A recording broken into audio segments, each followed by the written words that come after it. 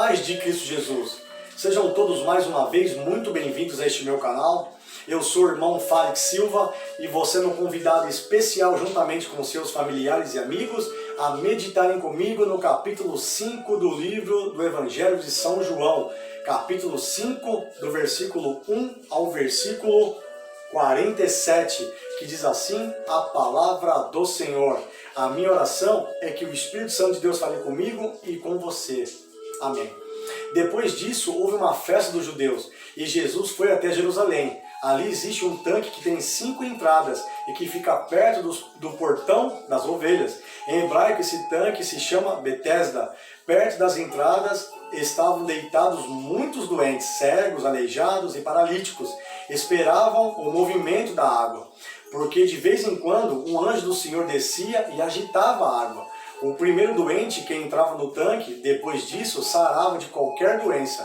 Entre eles havia um homem que era doente fazia 38 anos. Jesus viu o homem deitado e, sabendo que fazia todo esse tempo que ele era doente, perguntou: "Você quer ficar curado?" Ele respondeu: "Senhor, eu não tenho ninguém para me pôr no tanque quando a água se mexe. Cada vez que eu tento entrar, outro doente entra antes de mim." Então Jesus disse: "Levante-se, pegue a sua cama e ande." No mesmo instante, o homem ficou curado, pegou a cama e começou a andar. Isso aconteceu no dia de sábado. Por isso, os líderes judeus disseram a ele: "Hoje é sábado e a nossa lei não permite que você carregue a sua cama neste dia." Ele respondeu: "O homem que me curou me disse: pegue a sua cama e ande." Eles perguntaram: "Quem é o homem que mandou você fazer isso?"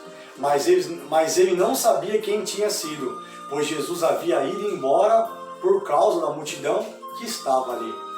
Mais tarde, Jesus encontrou o homem no pátio do templo e disse a ele: "Escute, você agora está curado.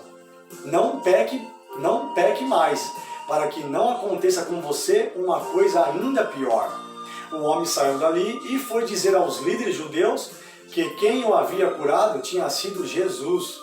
Então eles começaram a perseguir Jesus, porque ele havia feito essa cura no dia de sábado.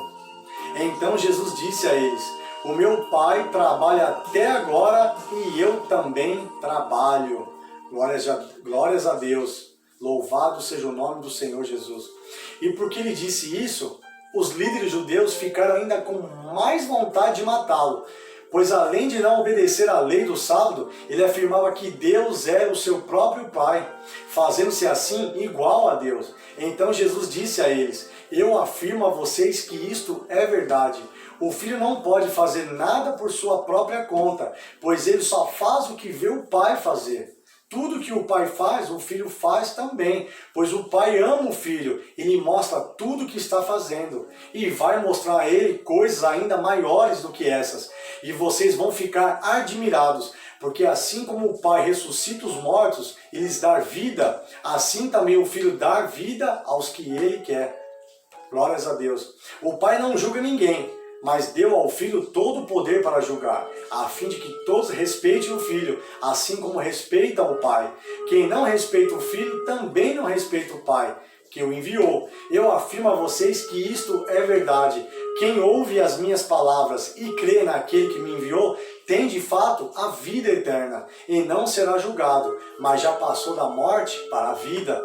Eu afirmo a vocês que isto é verdade. Vem a hora, e ela já chegou, em que os mortos vão ouvir a voz do Filho de Deus, e os que a ouvirem viverão. Assim como o Pai é a fonte da vida, assim também fez o Filho ser a fonte da vida.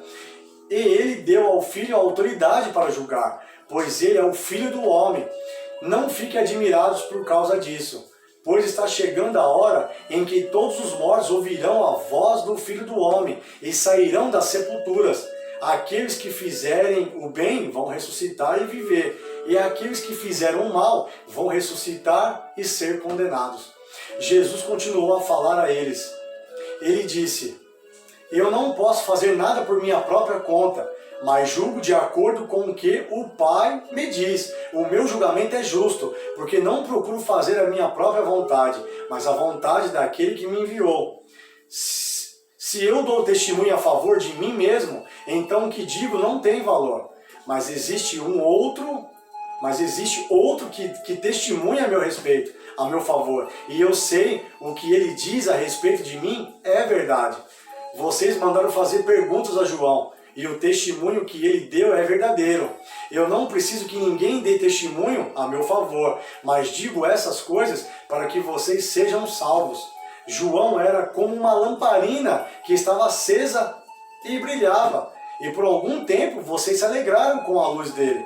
Mas eu tenho um testemunho a meu favor ainda mais forte do que o testemunho de João. O testemunho que João deu. São as coisas que eu faço, as quais o meu Pai me mandou fazer. Elas dão testemunho a meu favor e provam que o Pai me enviou. Também o Pai que me enviou testemunha a meu favor. Vocês nunca ouviram a voz dele, nem viram o seu rosto. As palavras dele não estão no coração de vocês, porque vocês não creem naquele que ele enviou. Vocês estudam as Escrituras Sagradas porque pensam que vão encontrar nelas a vida eterna. E são elas mesmas que dão testemunho a meu favor. Mas vocês não querem vir para mim a fim de ter a vida. Eu não procuro ser elogiado pelas pessoas. Quanto a vocês, eu os conheço e sei que não amam a Deus com sinceridade. Eu vim com a autoridade do meu Pai, e vocês não me recebem. Quando alguém vem com a sua própria autoridade, esse vocês recebem. Como é que vocês podem crer se aceitam ser elogiados pelos outros e não tentam conseguir os elogios que somente o único Deus pode dar? Não pense que sou eu que vou acusá-los diante do Pai. Quem vai acusá-los é Moisés, que é aquele em quem vocês confiam. Se vocês acreditassem em Moisés, acreditariam também em mim, pois ele escreveu a meu respeito. Mas se vocês não acreditam no que ele escreveu, como vão acreditar no que eu digo? Glórias a Deus.